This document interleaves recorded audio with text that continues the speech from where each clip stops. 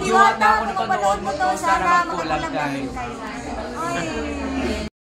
Are you open to collaborating with Diwata? And anong klaseng naiisip mo to collab with her? Actually, kung si Diwata yung magko-collab sa akin, it's perfect kasi one of my contents is actually mukbang. So, you know, I was actually thinking of going to dun sa mga ano niya, sa paresan niya. I would love to try, kasi sabi nila masarap daw talaga. I would love to try them and, you know, do mukbang for it. Willing naman po ako makipag-collab kay Diwata. Na lang si Diwata. Wait.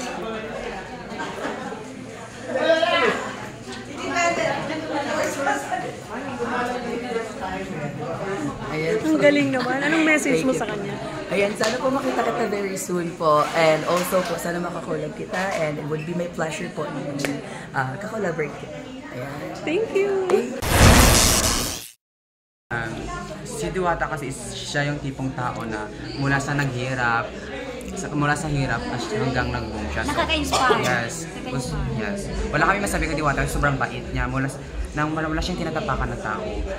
Ang ano niya lang is gusto niyang makatulong sa mga taong katulad niya na mula sa kahirapan, hindi na gustong umagat.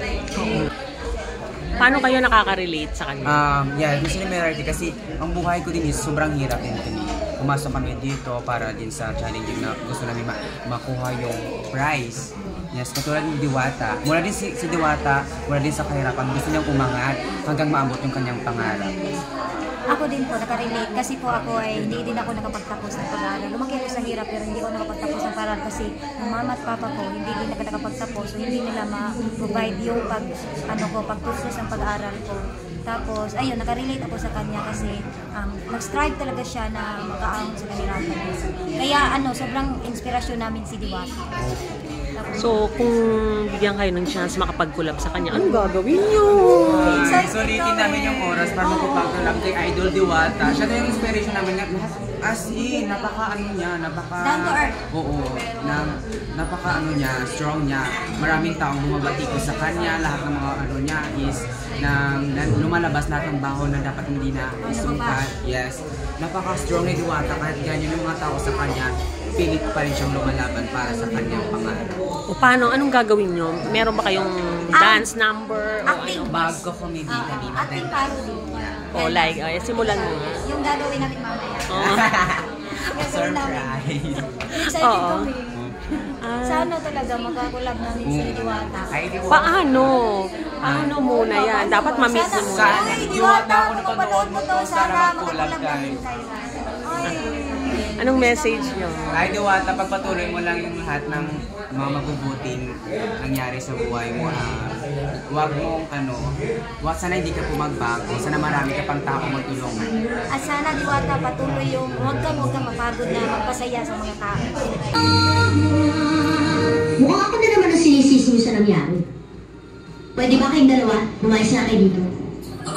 Ano? Sabi ko lumabas kayo. Ba? Kung maalis ka, siguraduhin mo lang na hindi ka na babalik dito. At huwag na huwag kang magdadala ng mga gamit dito. Na hindi sila. Hindi ako magnanakaw. Alam mo, doon ka naman nababagi sa inyo eh. Ha? Dahil mo squatter ka. Amoy pusali. Basura ka nan. Amoy pusali. Basura ka nan. Amoy pusali. Basura ka nan. Oh. Ba't yan ang tingin mo? Oh. Ba't yan ang tingin mo? Oh. Ba't yan ang tingin mo? Dalapa ka? Dalapa ka? Dalapa ka? Huwag mo akong pilitin ka. Huwag mo akong pilitin ka. Ganun. Sige lumaba ka. Sige lumaba ka. Sige lumaba ka. Huwag mo tingin ang sarili mo. Hindi ko alam kung bakit galit na galit ka sa akin. Hindi mo alam. Inaagaw mong atensyon nila dahil naiinggit ka. Clara, kahit kailan hindi ako nainggit sa'yo. Oo, mahirap nga kami. Mabaho nga tinitira namin. Pero nagmamahalan kami. At alam kong mahal ako ng inay ko. Nangiinsulto ka ba? Hindi ako nangiinsulto, Clara. Nagsasabi lang ako ng totoo.